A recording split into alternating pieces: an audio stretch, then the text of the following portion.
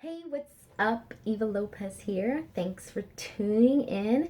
And today I'm doing an update for the last few days, which I completely went MIA. I was in Quebec getting some stuff done. So today is day 19 of my water fast. I have felt really great. My mind feels extremely clear and I just feel happy. I just feel clean. I am loving this feeling.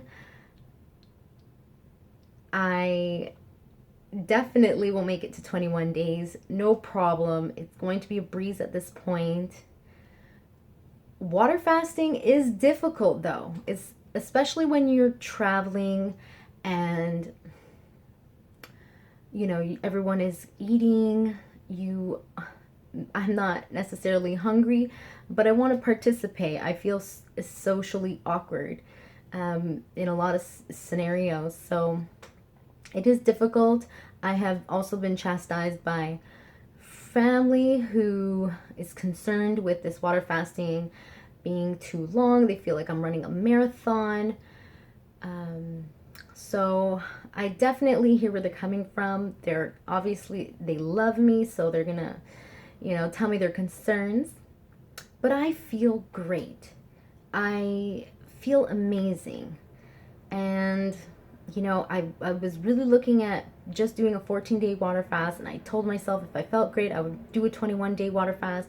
And honestly, if I feel great at 21 days of water fasting and I feel that my hunger hasn't come back naturally, then who knows? It may turn into a 25-day water fast. It may turn into a 30-day water fast. I'm not going to pull a Jesus Christ and do a 40-day water fast. I'm pretty sure that's not going to happen. I don't think I have that much I don't think I have the reserves to make it to a 40-day water fast. And I've never done a 40-day water fast. And personally, I believe water fasting should be done in a controlled environment where there are water fast professionals that can monitor your vitals. I am, comfortable with water fasting. I've done it in the past, so that's why I decided to do it on my own, in my own home. But I did see a physician before I started, and I will be seeing a physician after. I haven't seen a doctor in between at all, which, to a lot of people that's not considered wise. But I'm listening to my intuition, and I feel great. I wish there was a way I can show you how great I feel, and I can only tell you. So I'm not lying. I feel great. So I feel clean. I feel clear. And I don't feel weak unless I walk too long or I exert myself too much. Then I start to feel weaker and then I need to take a nap, whatever. I nap a lot during this water fast, and that's, understandable. A lot of amazing things have happened in the last 3 days. On the career front, I feel like I'm really getting blessed. I'm overwhelmed with the amount of blessings that I have been receiving during this water fast. So I have to give thanks for that. So super grateful. Wow. And yeah, look, I would say I was a huge food addict. Actually, a drug addict, because a lot of you guys won't look at if you have a food addiction as a drug addiction, but it is. It is such a drug addiction.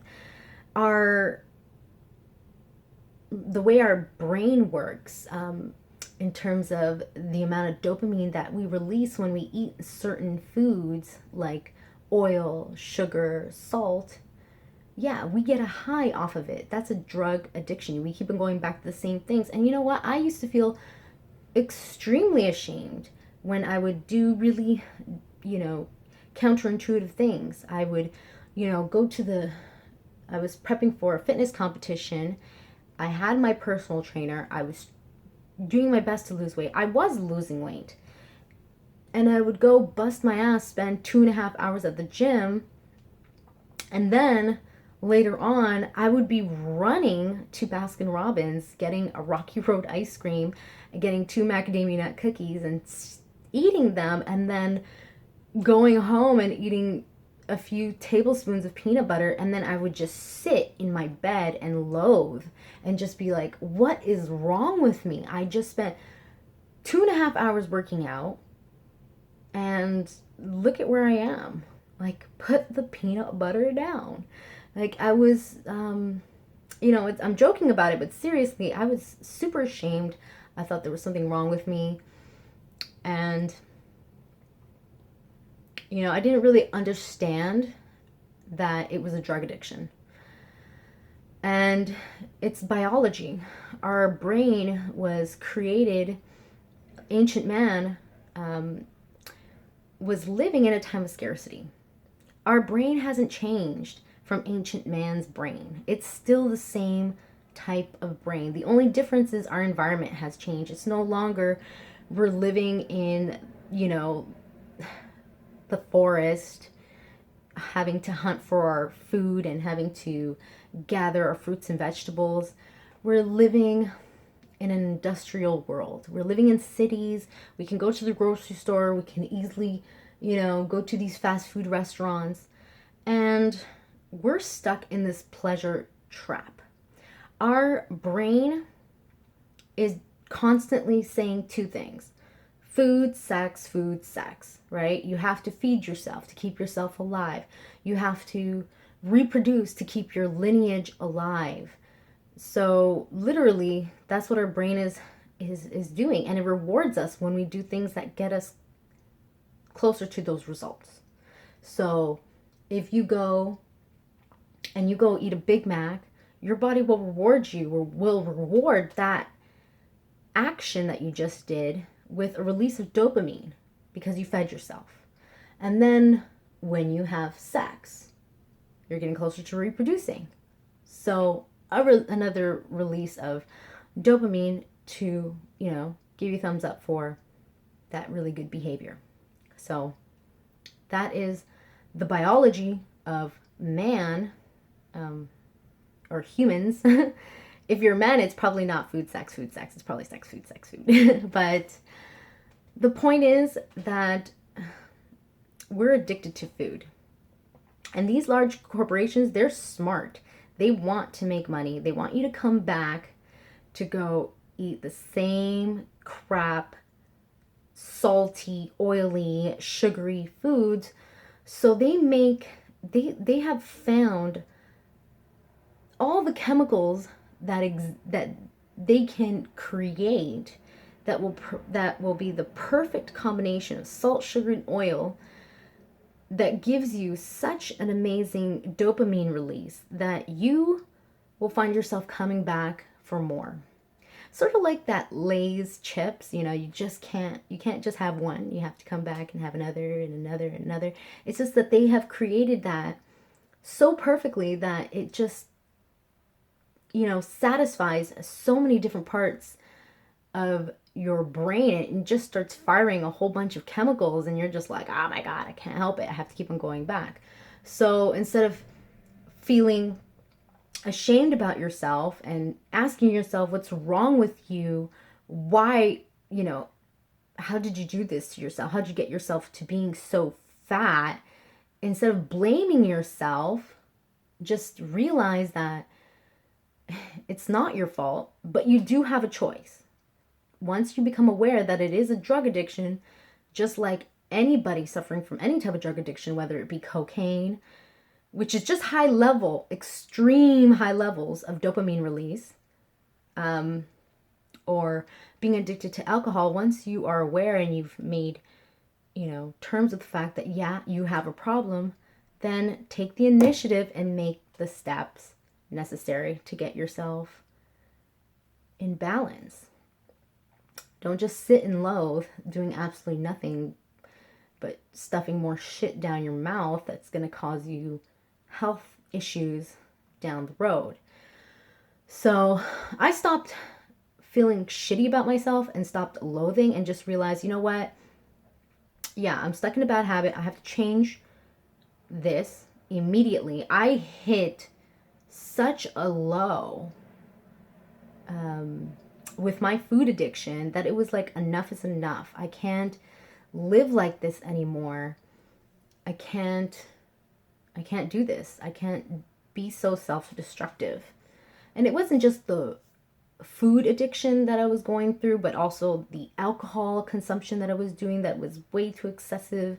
And yeah, I hit rock bottom and just realized, you know, I'm developing bad side effects from these really unhealthy choices, and it's screwing up with my mental state. So I started to eat healthy. I started juicing. I started going to a farmer's market. I got 10-kilogram bag of carrots, got a 10-kilogram bag of apples and beets, and I started just juicing the shit out of all that stuff and drinking it, and then I started to feel amazing. And then I decided to do this water fast just to expedite the cleaning process of my body. I'm so super excited to start refeeding in a couple of days and start eating, you know, fruits and veggies, and I know it's going to be amazing because I know my taste buds are going to be open to all these new flavors. So, you know, if you're suffering with food addiction, it's not your fault. These large corporations are very, very smart. They have the best scientists to make the perfect, concentrated, refined chemicals to make you keep on coming back. So it's not your fault. And when you give these, give these chemicals to like mice, they get fat really quickly. They develop health issues really quickly. And they keep on going back to the same food, like an addiction, like a junkie, because of those chemicals. So don't blame yourself. Just, make the choice. It's 2017. I know a lot of you guys probably created your New Year's resolution on January 1st, and now that it's January 19th, you have probably fallen off the wagon and have reverted back to a lot of your bad habits. But don't give up. February is just another, week and a bit, and just create new goals. Just tell yourself, 2017 is the year I'm going to be healthy. It's the year that I'm going to make healthy choices. Not with just my food, but I'm going to make mental healthy choices. I'm going to love myself. I'm going to treat myself with respect. And there's a concept of going out there that I was watching on TED Talks about marrying yourself, in terms of not necessarily actually marrying yourself, but in terms of just setting certain standards for yourself that you will not break, that you will love yourself under any circumstances, and through sickness and in health, just treat yourself with pure respect. And I'm really liking that mentality. I think a lot of us have to learn to love ourselves a lot more in 2017, and we will see amazing results when you start to treat yourself with dignity. So, thanks again for tuning in and supporting me. Thank you for liking, thank you for sharing. Please subscribe for more videos, and I will see you tomorrow. And I should be uploading something tomorrow. So yeah, God bless.